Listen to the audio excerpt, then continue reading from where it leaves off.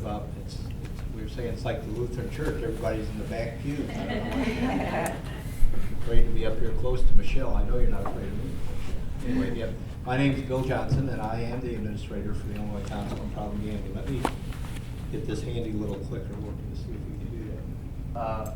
We're going to talk about, use some language today that's the words I'm going to use are kind of interchangeable. We're going to talk about problem gamblers, people with a gambling disorder, compulsive gamblers, and gambling addiction. But when I use them, I just use them as a general term. So please don't any of you that are experts in this matter, such as my friend Michelle, beat me up because now we're supposed to call it a gambling disorder. So I'm still stuck a little bit in the past. So we're going to have a good day. What we're going to talk about is we're going to define gambling and some gambling problems. I'm not going to make you all clinicians experts in problem gambling, so you can go home and diagnose, go back to your work site and be, do all the diagnoses, because that's what about. What I'm going to do is give you a general overview, hopefully to whet your appetite for more information, go to more training, get certified as a problem compulsive gambling counselor by the certification board, and become competent in that area. We've used some common warning signs of behaviors that indicate somebody might have a problem gambling disorder. Take a look at just the progression of it all. Understand how problem gambling affects the gambler as well as his family and friends and associates. Understand, hopefully, that you realize that treatment works, recovery is possible from a gambling disorder. And some basic types of gamblers and what you should do and not do with problem gamblers, and a list of some preliminary resources. Like I said, Bill Johnson, I've been with the CERT board, excuse me, that was my other life. I was the director of IAODAPCA for 20 years. I've been with the Illinois Council on Problem Gambling for 11 years. But the one thing that I can assure you of is that recovery is possible. In September of this year, I'll have 42 years if I don't relapse. I don't think that's a very high probability, but not an impossible probability. September, I will have 42 years of continuous recovery from my addictions. Plural, right? Not just one.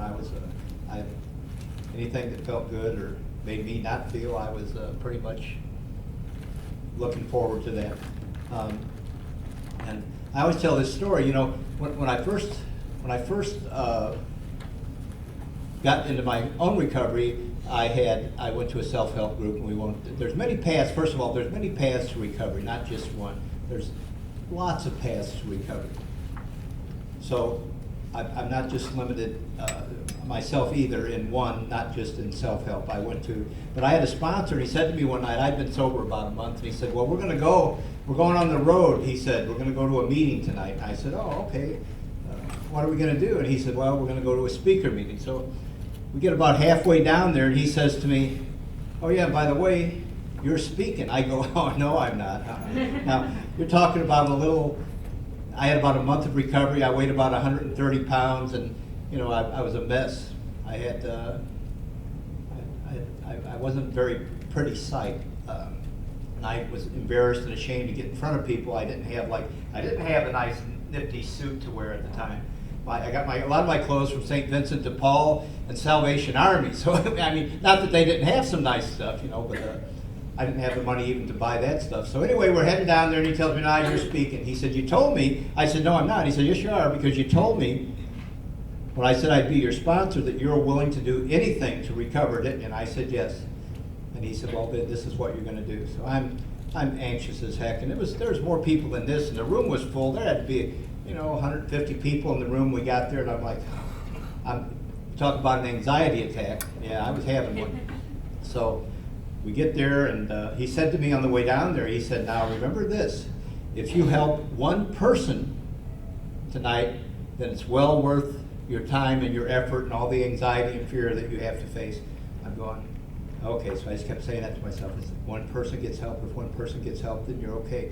Because I knew I wasn't getting help at that moment. I thought, if I had a drink, I'd take it right now, I think, because I need some courage, some false courage. So I get up and I start telling my story. Well, I got a month of recovery. I don't have anything to talk about recovery, except I'm not drinking right now, but by God, if I could get to a bottle, I thought to myself, I probably would have a drink or a drug. So I'm talking, and as I'm talking, the longer I talked, people started getting up and leaving. And I said to myself, well, remember what he said, if one person gets some help out of what you're doing, then it's not a waste of time. So as I continued to ramble and jamble and talk about drugs and all that I did and the alcohol and how bad life was and how it sucked and how I hated everything and everybody, more people started believing. So after about half an hour of that, I was tired of it myself. If I could have, I would have left. But there's just two people left in the room, my sponsor and another guy in the front row. And I thought, well, remember, if one person gets some help out of what you're saying, then it's not a waste of time.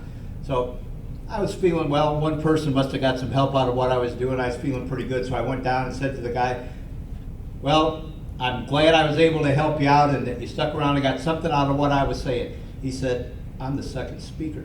But anyway, that's just a joke. So if any of you, but really, if any of you get done before I'm done today, go ahead and leave. I won't be offended.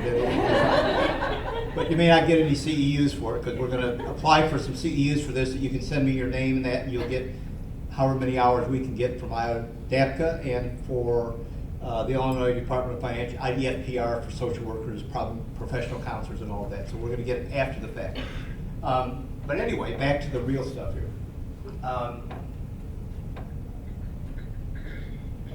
Again, the 41 years of recovery is probably the greatest accomplishment of my life. The Council on Problem Gambling, we have some signs around. Our mission we're the only state of Illinois affiliate to the National Council on Problem Gambling. We try to raise public awareness, information, resources, promote research, develop and implement problem gambling education. We support that and try to encourage it. And we're the affiliate for the national. And you can get this handout today, by the way. It's going to be on our website too. You can go in there if anyone's interested in getting this material we're going to talk about today. We're a private, non-for-profit corporation. We membership and donations is how we're supported. Centerstone is one of our newest corporate members. Thank you very much, Centerstone, and for your support. That's why we can do things like this. Self-exclusion. I thought most people knew about self-exclusion. If you have a gambling disorder and you want to not be, to exclude yourself from casinos, you can sign up to be on a list that if you go to a casino and are caught, you will be charged with trespassing and you cannot win.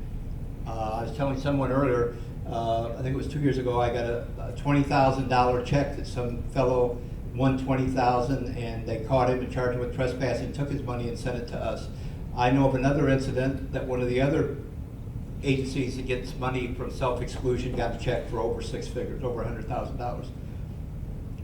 And I am always amazed, and then they're charged with a crime. So you go in and voluntarily, right, say, I don't want to be allowed to gamble anymore, and if I do, I know I'll be charged with a crime. So they know they can't win. It's impossible for them to win but they put on mustaches and wigs and disguises so they can sneak on the casino.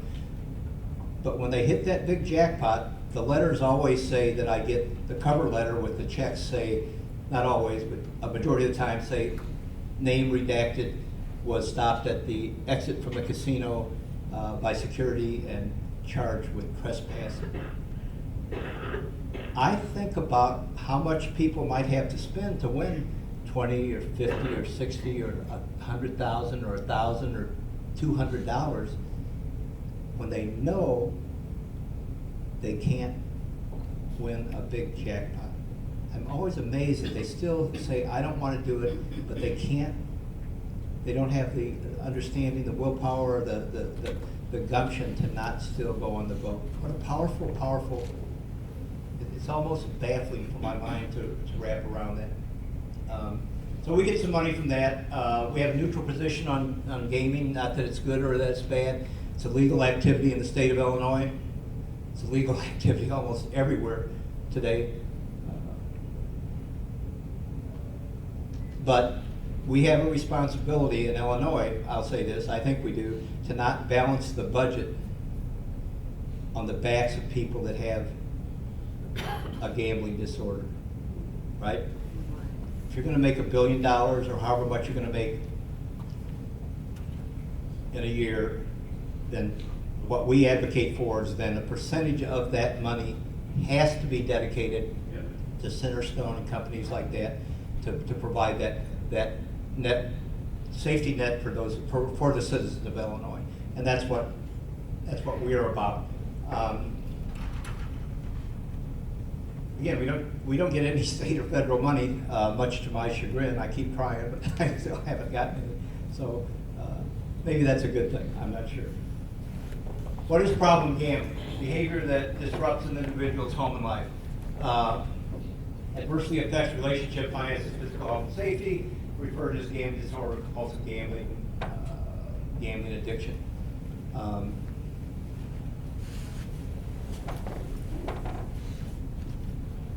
I worked as a clinician for a few years, and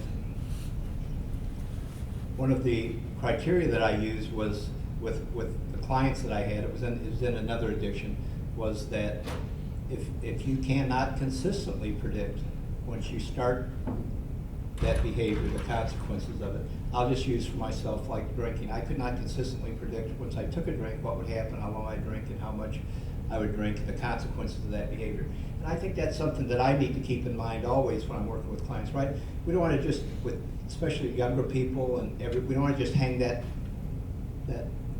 name on them until we have a really good assessment, right? So if consistently come in and you get trained in this issue, and I'm sure that Michelle's going to talk more about that today, but you know, if you're competent to do that, then you can make an assessment and on some consistency that it just shouldn't happen one time and now all at once we want to diagnose it as a gambling disorder.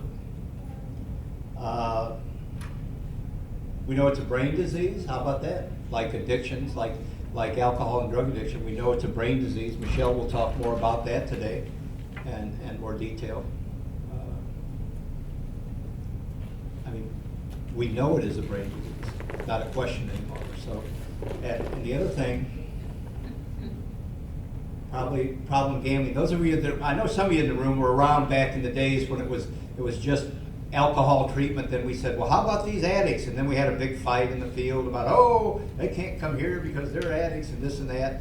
And AA and NA had a big battle, and now we're saying, oh, there's this new addiction, right? It's a relatively new addiction. It's in the DSM-5. It's in addictions, but guess what? There's not a chemical. It's the only addiction that there's not something, right? Some substance to touch. So it's a difficult sell for some people and for some clinicians, but we know it is. How about shame and denial? We're doing a workshop coming up, and it's in September at our annual conference, and the name of the workshop is Dr. Rugel's doing it, is Sticks and stones can break my bones, but words can break my heart. There's a lot of stigma still with addictions.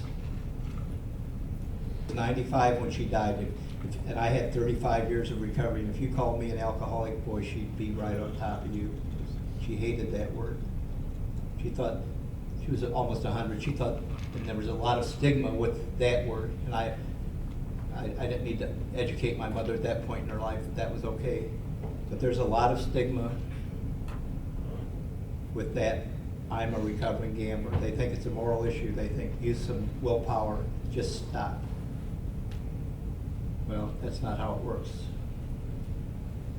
If up to 2% of our population that are exposed to gaming, right? Have any of you been anywhere this year and not seen a video gaming parlor? How many of you have not seen a video gaming parlor in your community? Raise your hand. I want to ask you where you live. What caves do you live in? Right? They're all over the place.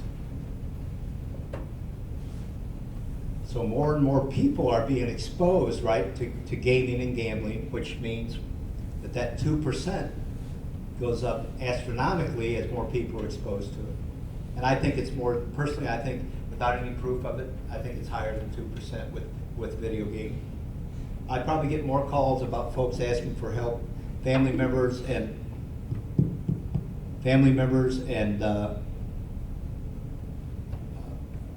people that are questioning their own gambling behavior. It's around video gaming.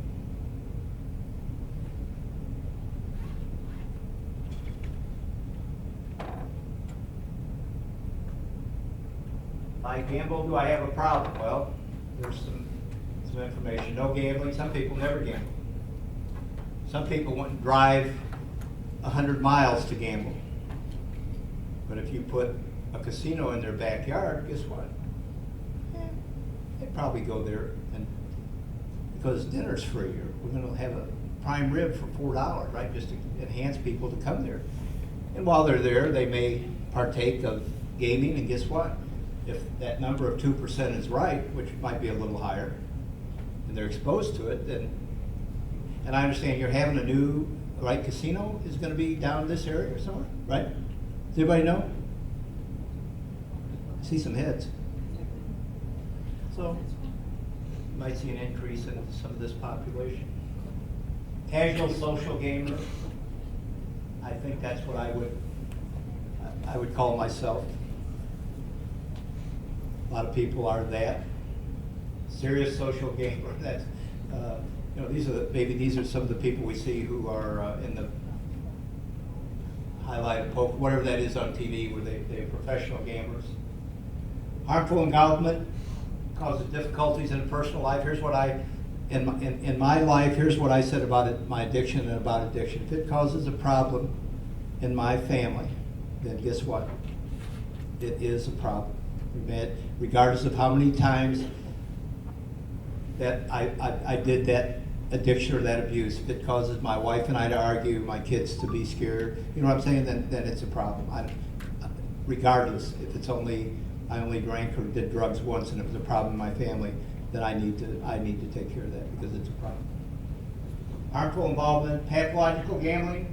For a small but significant number of people, gambling seriously harms all aspects of their life, everything. They're unable to control their urge to gamble despite the harm it causes. These people are more likely to use gambling to escape from problems than to get relief from anxiety. I think I'm at high risk. I'm a high risk person because I'm anxious, I'm nervous. I have some tendencies towards all of that, but so I need to not, and I don't go to casinos. So what you're going to do here today, unless you see yourself as a competent, qualified gambling professional, is that if you recognize you got someone that might have a gaming disorder, is to get them to someone that is qualified to do that assessment, right? You're not going to, after today, be the expert in diagnosing and treating problem gamblers. Hopefully we're going to whet your appetite for a lot of you to get you more involved in this profession. Progression.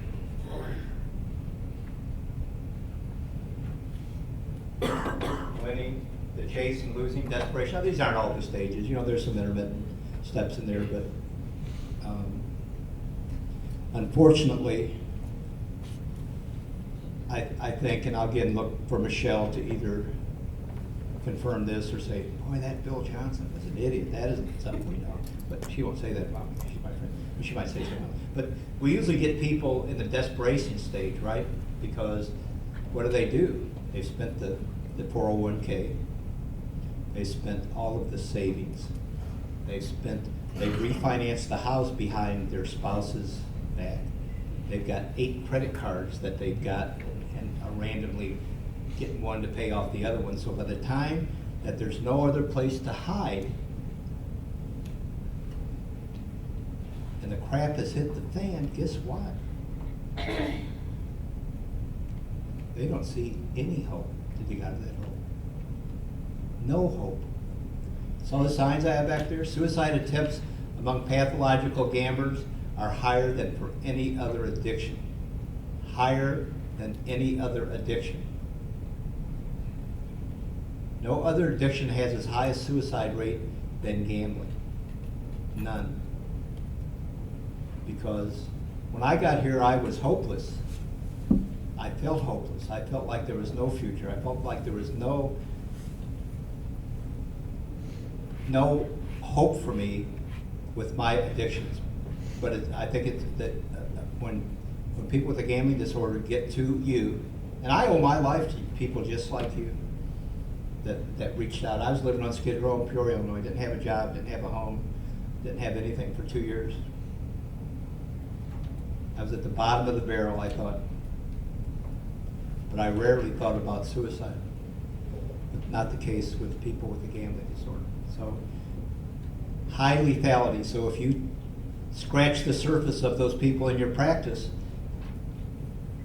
you better get them somewhere to somebody that's competent to treat them and to help them, and because you might be just saving their life. The chasing, losing, desperation, again, like I said, the desperation, that's when we see these folks. And you're hiding the amounts of gambling. If you go on some anecdotal stories, if you go on YouTube, you'll find some, type in problem gambling, and there was an incident of a gentleman that was up $750,000 in high stakes blackjack game, and he kept playing, went upstairs, took a nap, came down, kept playing, ended up losing it all, and ended up about $250,000 in the hole.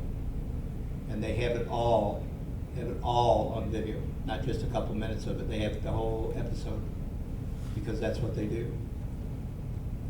I know of an incident of an attorney who happened to be an estate attorney that was comped by the casino an antique Rolls Royce.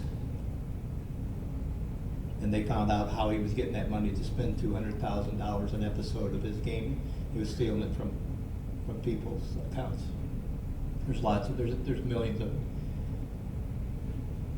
There's the people who work in financial institutions that end up stealing $1,000 or $2,000 or $3,000 trying to get their lives straightened out. It doesn't always have to be hundreds of thousands, and they end up losing their jobs and charged with embezzlement and crime. So it's a whole gamut of all of that.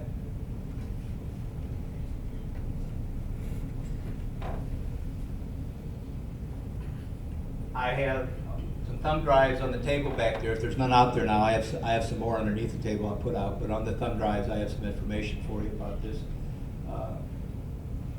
This is just one of the screening for problem gambling. You can ask us a simple question.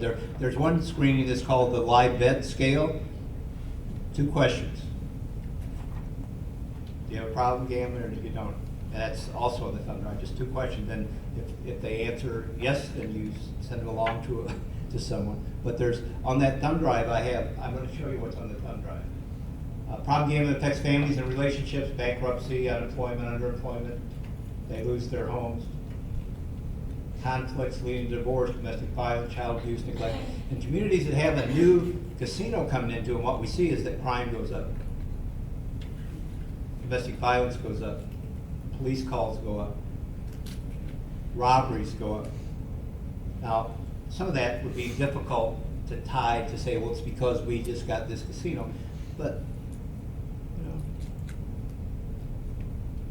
it doesn't take a brain surgeon to figure out there's some relationship to all of that. What do you do if somebody, your spouse, your child, someone close to you has a gambling problem? First of all, help yourself. Get in touch with Gaming On. They've got some excellent programs.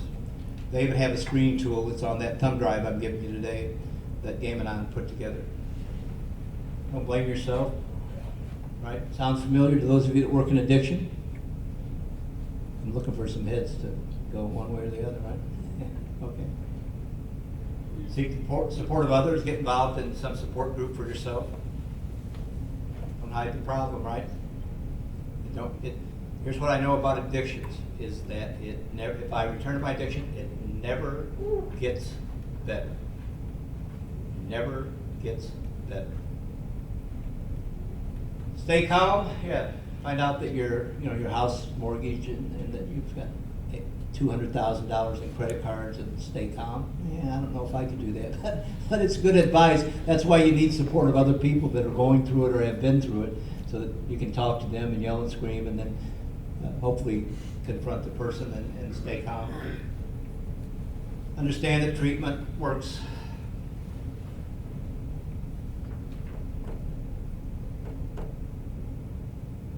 Get that person to treatment. However you gotta do it, I don't know how. But if you're the spouse or the family member, the employer, you have a lot of power in a person's life. And if you get involved with a competent clinician, they will help you with the financial aspect of it all, because it's gonna be, if you're there because your spouse is desperate and has gotten to the point that you know and they know that you need help, probably financial things are amiss. I have on the thumb drive, it's for families of a problem gambler, financial directions and suggestions, and then we have one also on the thumb drive, an article from the NCPG about professionals who work with problem gamblers, and it's financial guide, so you can get some of that off that thumb drive. What not to do?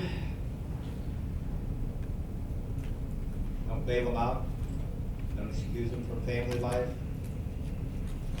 Everything is going to change overnight. It takes some time. Recognition and acknowledgement is key. Here's some resources. Gamanon, all these you can find if you do a search in your search engine. Gamblers Anonymous, 1-800-GAMBLER in Illinois is a hotline.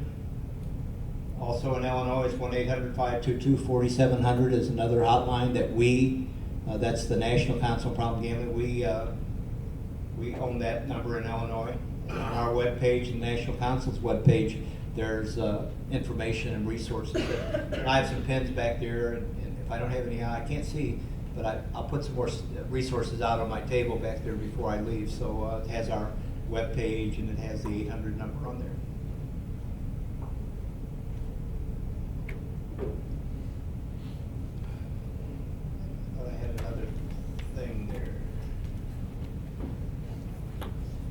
These are the references for this presentation. Oh, here it is, the resources for those concerned. This is what's on the, no, it isn't what's on the thumb drives. I thought I had that up there, but I don't. I apologize. But if you load the thumb drive in and you'll see the list of resources. A lot of screening tools on there. And there's some other information on some of the drives about others. There's even a membership form for ICPG, imagine that. But there's a membership form on there. $50 a year if you join ICPG. You can go to all of our trainings, all of the regional training and education workshops that we provide for no fee, and discounted fee for our annual conference, which again is coming up September 18th in Normal, Illinois.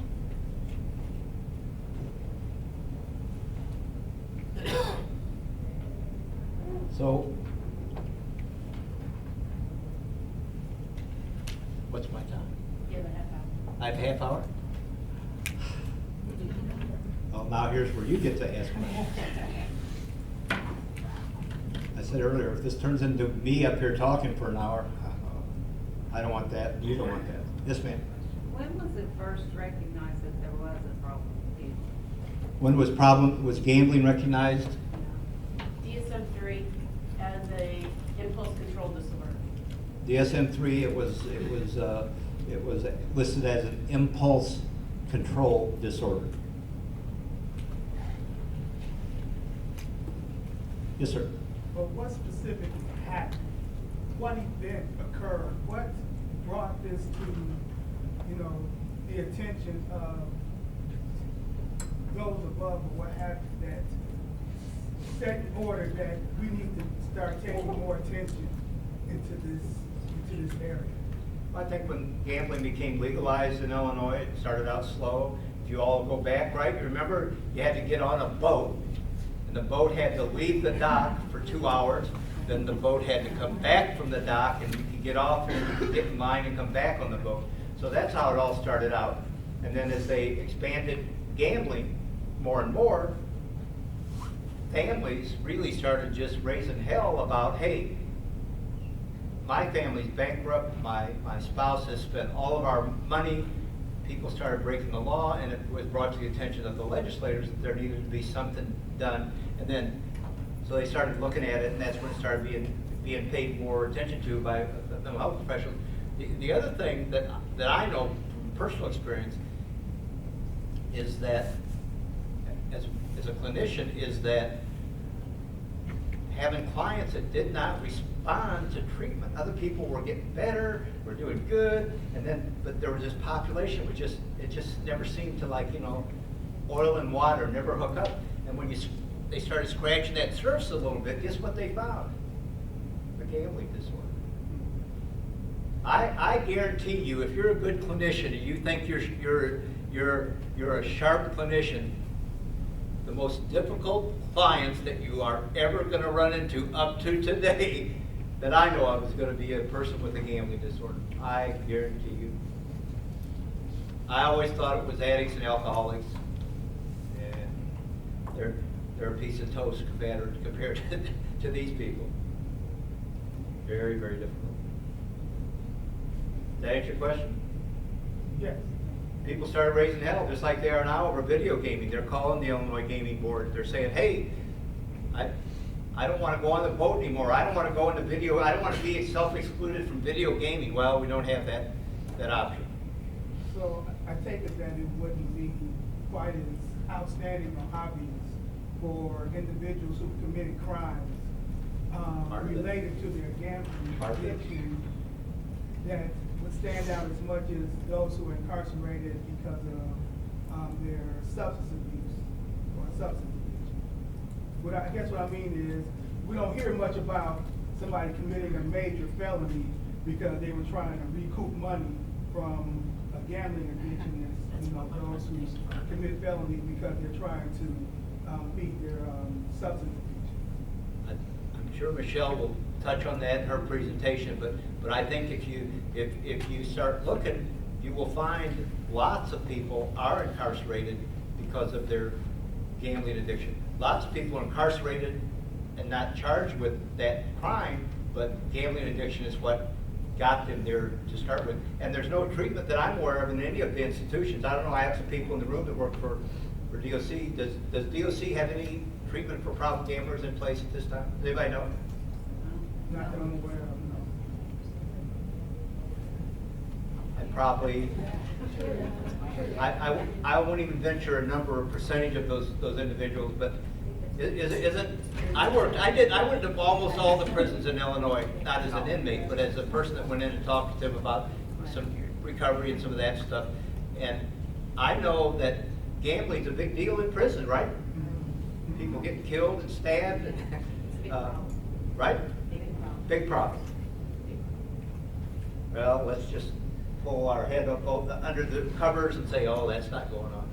We're going to have to address it either now or later. Eventually, we're going to have to, and that's what we're doing here today. I mean, Michelle and I, believe it or not, and Cornerstone. Let's again, kudos to them for bringing this service to Southern Illinois, because for a while we had nothing down here, and now you all are going to be the spearhead of it for downstate. And it's not a new issue. It's been around for a while. It's just we're going to start addressing it right now. So Yes, where's the ma'am. nearest, like, Gamblers Anonymous meetings? Like, in my community, I live in a small rural community, there's no Gambling Anonymous meetings anywhere near for people. Big problem. That's what I hear all the time. People call me up and say, I want to go to GA, or somebody, I called the hotline in Chicago and they said, oh, go to GA. Well, it's 100 miles away. Yeah. I usually, if they have social media meetings or internet, which most people do, or they have phones, they may not have computers, but they have phones. Because I live in a small community as well, and the nearest one is an hour away. I'll tell them to go to In the Room. You have applications that you can go online, and so 24/7 you can find meetings of any kind, usually 12-step meetings around the world.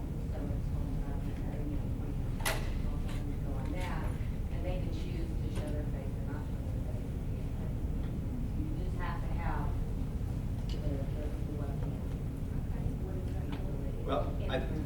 think as you become more competent in recognizing clients with a gambling disorder and their family members, that there will be a greater need. As you identify people, there will be a greater need. And what a great opportunity for Centerstone to start a GA or make a space available, or somebody else make a space available for a GA meeting. All it takes, right, is a table and another couple people. That's how AA and that's how all of your self-help groups have kind of gotten started. So hopefully that's something that you all, since you're interested in it, can be, this could be the impetus for that. Smart recovery might be another option for people too. Smart recovery. Not recovery? Smart. Oh, smart recovery, yes. Go to a smart recovery meeting because it covers all addiction, not just. Tell us about that, smart recovery. It's kind of like a 12-step, it's secular, there's no religion involved with that. There are some popping up around here, I'm pretty sure we have one here in Marion. They're just, then they have smart recovery for friends and family that you could go to. It's could be kind of like an Al-Anon kind of deal. I'll just sit here and explain it to you, but they don't, if you're an alcoholic, they don't necessarily say, you cannot drink, you cannot drink.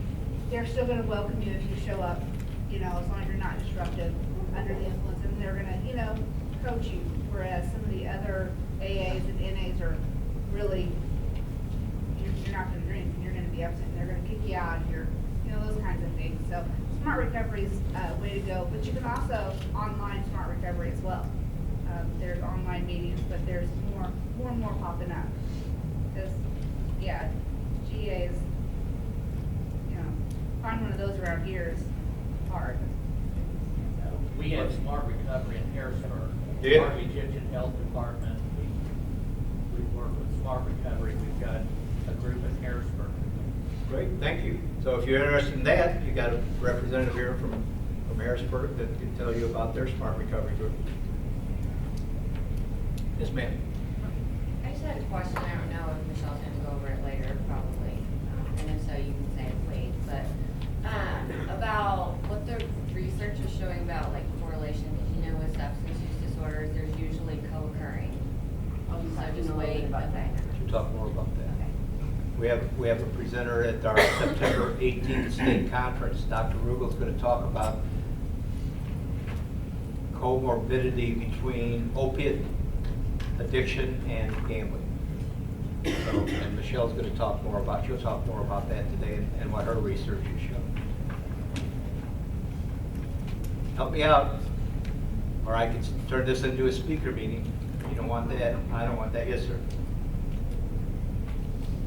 Talk about self-inclusion. I'm trying to get a greater picture of this. So an individual can sign up to where, Let me tell you how it works first. You think you got a gambling problem, and so you don't want to be allowed on the casinos anymore. Okay. So you go, there's like 15 sites around the state, and maybe I'll just suggest that Centerstone become one of those. I don't know, is Centerstone one of the sites that you can self-exclude now? Do you have that? Does anybody know? Well, you should be. You should sign up for that. So you think you got a problem gambling, going to casinos. So you go in to one of these 15 sites. They have this form that you fill out. They say to you, you understand this is a lifetime self-exclusion, not just for tomorrow and next week. You say, I understand. They tell you if you go in a casino and get caught, you can't. They will confiscate your money and they will charge you with the crime of trespassing. So that's how it starts. okay. I was trying to get an understanding, how do they get caught? You know when you go to the casino, they take your driver's license sometimes and lay it down?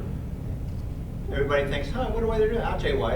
Every casino has, that's wired to the state police office up above, and there's some state police up there. So when you self-exclude, they also take your picture. Click. Then, for example, the Hollywood Casino, they give them $500, their employees, if they catch you on the boat and you're on the self-exclusion list. I can tell you there's some people that study those pictures. There's thousands of them now, though, so it's not like a simple matter of recognizing 20. But if they catch you, then they get $500. So there's a little motivation to catch people that are sneaking on the casinos. Okay. Yeah, I was just trying to get a picture because I've never been in a casino, so I was just trying to you know, kind of get an idea, like when you cash in or whatever, you know, it's like do they have a list of names or pictures of people on the board somewhere? That say, They do in the back for the employees to look at, and the state police have it up in their booth. Wow. I always wonder what they did when they laid that driver's license down. Uh-huh. I thought, why are they doing that? I'm old enough to be here. Well, they thought I looked familiar. They wanted the state police to take a check on me. I've gotten self-exclusion checks, get this, probably they send it registered mail FedEx, right? That probably costs $20, right? They write the check, that probably costs them, I don't know what, $20 to process that check through their payroll and do the check and the envelope and all that. For 1 penny. A nickel, $1, lots for $1. I'm thinking, how do they catch those people? Because they're not cashing that in, you know, to say, give me my penny.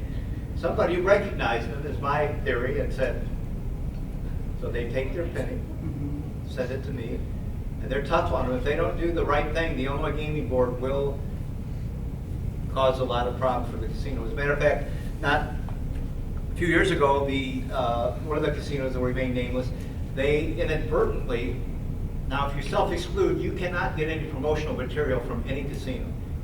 They have to not send you any. If they send you any, then the casino's in trouble. They accidentally mailed out their promotional stuff to everybody. Everybody on the self-exclusion list got it also. They were fined about $500,000 for that mistake. That casino was fined. So they take it serious. I didn't get any of that $500,000, by the way, so I would like to go out of business for self-exclusion. I'd like to get out. I would hope someday that I don't get any money from that, because the people, somehow you all do such a great job that people get well and don't go. And the whole idea of saying I've got an addiction, a disease, and now I'm a criminal, right? You're signing up, and I know you'll talk a little about that. Now you're saying, now I want to be a criminal, right? That's like me saying I'm a recovering alcoholic. If I go to a bar and drink, I want you to charge me with a crime. Right? There's something about it that doesn't make sense to me. I'll let you draw your own conclusions, but Well, that sounds like a very big deterrent, you know, for people going into the casinos, knowing that they can be charged with a crime. I mean, it's at the same time, it sounds pretty extreme as well. I mean, because clearly you wouldn't arrest someone, you know, if it was the same application, you know, for those with alcohol addiction or drug addiction, you know, like you show up at the marijuana dispensary, you know, and you have to sign the self-inclusion, like, or you're going to jail now because you tried to buy weed again, but you know, but it's legal, so I mean, it's kind of legal too, right? Yeah, that's right. You're right. There's some challenges for us to help change how all of that works. Right. And the way we do it is what we're doing today, public awareness. We have a discussion, and people like yourself, you know, didn't really understand that, get an idea that, well, that isn't right. Yes, ma'am. So is it covered just at the casino, or does it also include the video slots? She had asked, does it cover just the casinos or video slots? Currently, it's just casinos, but there's pending legislation that is all gaming/gambling venues. But and we provided testimony on our webpage. As a matter of fact, we have a white paper that we did on self-exclusion and video gaming. But the difficulty is finding a way to self-exclude for video gaming. Do they get I'm interested in your opinion of how that can be done, because they're asking us, they're asking the public, and probably never have asked you, because they don't know you may have the answer. They think they're going to find it somewhere else. But how do you self-exclude from video? They're all over the place. Yeah. So our idea was a driver's license, which is wired in to the state right now as we speak. I signed up on a website the other day for the Department for Super at DHS, and they said enter your weight from your driver's license and type your name in exactly like it is on your driver's license. So I know that when I put that in there, all at once they knew that it was an old driver's license. said I weighed 170 pounds, which I don't anymore, but anyway, I had to put 170 pounds in there, and I had to type it in caps just like they had it. So, as a matter of fact, they could do it that way, but then, how about your civil liberties? If you go to a casino and you swipe your card and there's a warrant down in Mount Vernon for you, right? What can they use it for? So there's a lot of challenges that are going to be coming that they've got to figure out the answer to, and I certainly don't have the answer. But there's got to be some way to, some deterrent, because that's how we got self-exclusion in casinos, was the families and the public raised hell with the Illinois Gaming Board and said, we want something done, and they did something. Even though there's question today about is that the best they could do, or should they have done something else?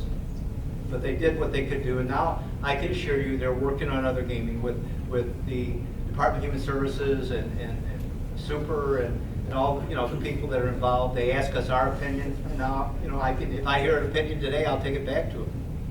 What's your idea? How do we do it? Yeah. Okay, I'm gonna ask a stupid question, because I don't play video, I don't go do the video game thing, I see people do it. How do they get their money when they win? Does the machine give it back to them, or do they have to go up to the cashier and say, look, I just won all this money, pay me? Machine. Okay, so the They machine. put their money in the machine. You're all gonna laugh. I did research on it. I thought, well, I'm gonna be talking about video, not just today, but when it first started being real popular, and I put $20 into that slot, punched all the numbers, and it wasn't just a quarter, it ended up to like $15 of my money on one spin or whatever it was, but I won like $180, so I just quit. That's why I'm not a very good problem gambler. I quit, took my money, cashed it in. But it comes out of a little machine, a ticket, you put it in another machine, and then the cash comes out of there. I'm just thinking maybe a statewide card that allows you to gamble, just kind of like we had our medical marijuana cards, that we use somehow in one of those machines. I don't know. There's no statewide, I don't think now, medical marijuana card that I'm aware of. My son works in a dispensary. But you know how we Medical have that. marijuana, yeah. Why can't we do that for those video games? 'Cause we can't, you go into a boat, you gotta, here's my ID, give me my money, but with the video games, you're saying the. But we have machine is responsibility. We have a responsibility. We, meaning those of us that are concerned about the issue, to not let them forget about that. That we owe the public, the citizens of the state of Illinois, a safety net. And I believe the Illinois Gaming Board really is working hard on it. It's just, it's a difficult proposition. I've heard all kinds of ideas. The gaming card that you get, what you're talking about, let's get everybody that wants to play video games a card that they got to scan. Let's use a driver's license they got to scan. There's a lot of opposition to either way that we go. So, but I think we just keep doing it, and I think that we will come up with this. We, meaning the citizens, will come up with a solution.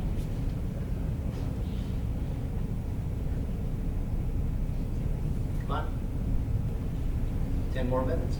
Is there an age limit? Do you have to be 18, 21? What's the age limit for gamblers? They're supposed to be, but I don't know, the casinos, the video gaming parlors in where I'm from, it's like you go into the restaurant here, and there's this other little room off to the side that has a sign that says, you must be X age to enter this room, but nobody's watching, so. But there is an age limit. And same with the lottery, there's an age limit for the lottery. We haven't said much about the lottery today, but the lottery has, now you can buy, you can put money on the Illinois lottery, you can play the lottery online. The scratch and the daily tickets and all of that. I didn't know that either, but I work with the lottery and they're doing some public awareness stuff, so I wanted to know about that, so I went in and put some money there to find out how it works. I can't talk about it, I don't know how it works, but you get money there, and then you just say, I want to bet $10 on the lottery Friday. Bam, your $10 is on. And then if you win, and my research with this just recently, I did that on that super lottery that was like $500 million, and I've never won anything. That's probably why I'm not a problem gambler, because I've never won. I've always lost, which is a good incentive for me not to do it. But so I put $10 on there and then punched the button and played the super duper lottery that Friday, and then I got an email that said you won. I went, holy cow, what did I win? I was excited. I was thinking, man, I won something. You know, I won $2. I was very disappointed. But Michelle's going to talk about that. Coming close is probably as big a problem as actually winning, right? Psychologically, if you get, oh, man, next time, maybe I'll buy $20. I just won $20. The worst thing that's happened to me in the gambling issue is it happened. I got 3 numbers on the super duper big lottery ones, and all I thought about after that was, man, if I had one more number, I'd have got something. I won $2 again. So I just quit. I've done nothing. And now that you have sports betting, there's all kinds of scary scenarios out there that you could be watching the Chicago Bears and the Green Bay Packers, and it could pop up on your phone that said, you want to wager 10-1 that the Bears get a touchdown this quarter? How many people are exposed to gaming at that point, if in fact that's how it goes? On one of your slides it mentioned being aware of like teens and youth. So what are the ways that they're engaging in this with the age restriction? Teens? Yeah. Michelle's going to be talking about that too, right? Not really, but I can say something really quick. Please. So what's happening with youth and teens is, one is the scratch-offs being given to kids as a starting point, and there's a big push to try to make people aware not to give kids scratch-offs as gifts and things during the holidays. The next thing is video games in general are introducing kids to all kinds of gambling through their video games. There's casinos within the video games, and also this thing called skins, where kids buy things that don't actually increase their chances of winning, but it makes them look cool. They're seeing that as an entryway into gambling. So there's a lot of different things happening through video gaming that are affecting it. And then the other thing are these video gaming within, casino gaming within like restaurants and stuff. Parents allowing their kids to play even though they're not supposed to, and kids getting exposed in that way. So we're seeing huge amounts of an addiction starting with video gaming, and also just access to different kinds of gambling they're not supposed to have yet at their age. Yeah, the NCAA is probably the biggest gambling weekend, one of the biggest gambling weekends, the finals of any sports bet. But let me, to be impartial, let me say this. It isn't good for our state and our communities to have one person on the front page of the paper that embezzled money or committed suicide or something because they had a gambling disorder. It's not good for us, it's not good for the industry.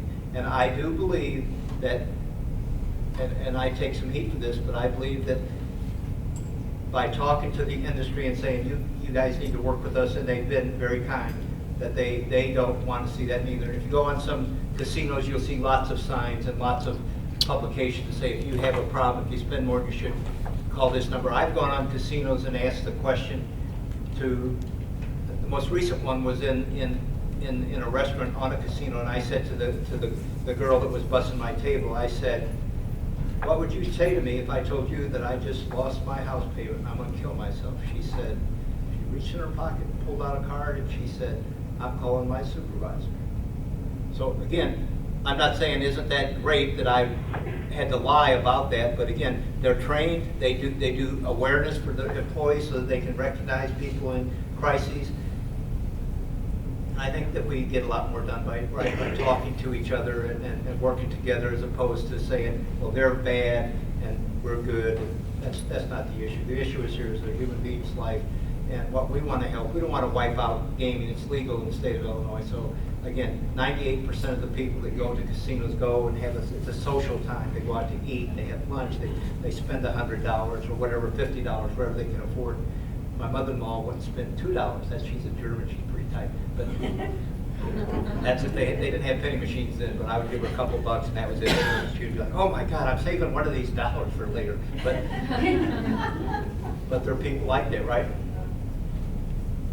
So again, good question. Thank you. Sorry that I didn't go my whole hour. We filled the time. Yes, ma'am? I just have one more comment. I was just curious, you were talking about the ways to do self-exclusion to expand it. I just was curious when you were talking about the payout system, and these knowledgeable ladies here at the table with me told me, because I was curious, because I thought you had, if you had winnings from gambling, that had to be reported to like the tax, the taxing body for that state. $1,200 is the cutoff. How much? 1,200. 12. So if you win less than 1,200, it's not reportable to the tax? You won't, if you hit a jackpot for $1,200, or you somehow win that and have to cash something in to get your money, you don't have to do a tax statement if it's under that. But it doesn't mean that the majority of the self-exclusion money that I get has been over that amount. Oh, now there's 3 agencies, and I'll finish up with this. There's 3 agencies that get self-exclusion funding: the Illinois Council on Problem Gambling, the Illinois Institute on Addiction Recovery, which is a treatment program for people with a gambling disorder, and the Outreach Foundation, which is another public awareness group that's up north. When you self-exclude, they say to you, here's 3 agencies, here's what they do. If you violate this and we catch you, where do you want us to send your money? And you get to pick one, us or the other. So it's not something that we're involved in at all. It's whatever a person feels and their motivation. Hopefully, again, that, believe it or not, has been the bulk of our funding for the last 30 years. They probably collect self-exclusion probably, and you can go online and find this on the Illinois Gaming Board's webpage. I think probably, I'd say right around $200,000 a year. It's what they collect and disperse to us to do things like this and help raise awareness. Again, that's it. Thank you.